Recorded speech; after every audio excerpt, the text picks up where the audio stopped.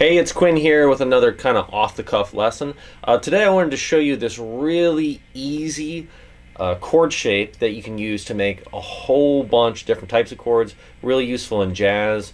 Hear it a whole bunch in fusion as well.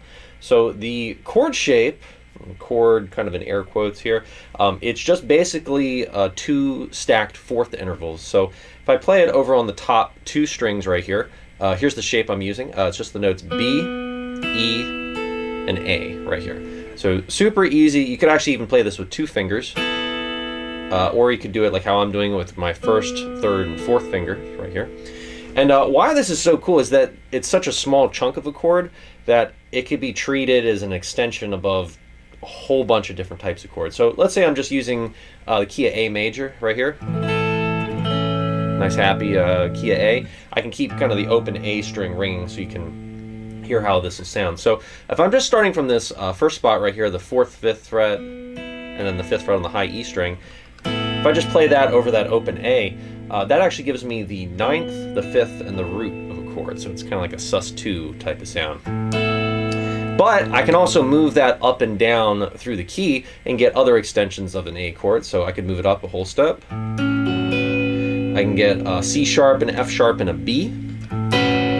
So if I were just playing this by itself, this would be what you'd call a rootless voicing. So what I'm thinking of is the root of the chord is not present in the chord. So this would be up to the bass player or another instrument to play it. But since I'm in the key of A right now, I'm just going to add that low A right there so you can hear what it sounds like. So that gives you a really nice kind of colorful sound. If I move it up 3 frets from right there, that gives me kind of a suspended sound. So that gives me a 5th, a root, and a 4th up at the top. I can move it up another whole step. That gives me a 6th, a 9th, and a 5th. And I could actually move it up even one more from there. That's going to give me the major 7th, the 3rd, and then the 6th or the 13th above that. But I can even move that around and get some really colorful sounds.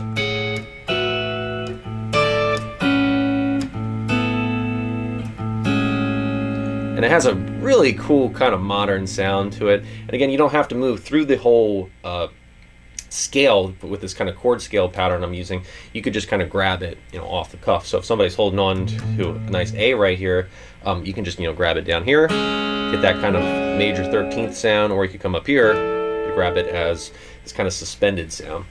There's some other applications you can use for it too. So let's say we wanted to do it in the minor key.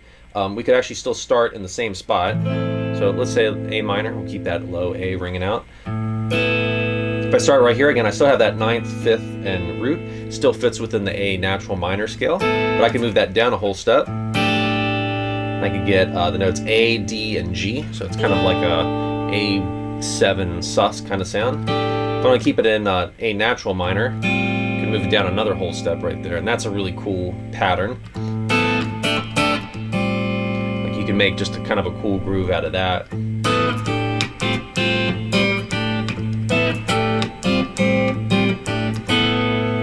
I can move that up a minor 3rd from there.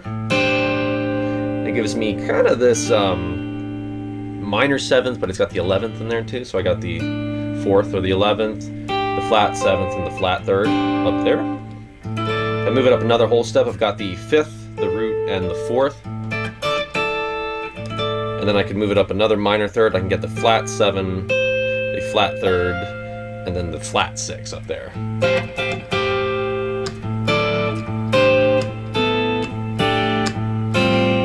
Yeah, again, really cool natural minor kind of Aeolian sound. And you could take that through a bunch of the other modes as well. So if you wanted a little bit more of a Dorian kind of sound, you could find a way to maybe work some of the like the F sharp in there a little bit. You could adjust the shape a little bit too if you want to go like, that could give you that sound. I have to change my fingering a little bit for it, but maybe to that, to that.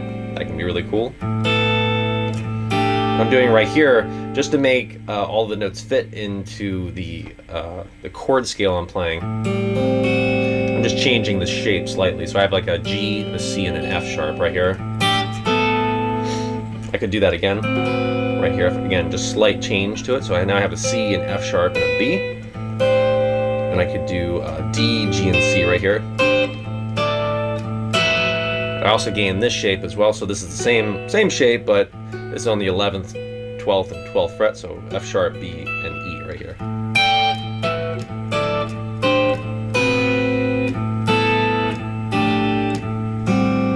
Yeah. Again, you could do that with all of the modes. You could also do it with some other kind of extended scales or kind of outside scales. But again, a really useful shape, super easy to play. Just a couple of fourth intervals stacked on top of each other, and you could even move it around to some of the other sets of strings. So hopefully that's helpful for y'all. Thank you for watching.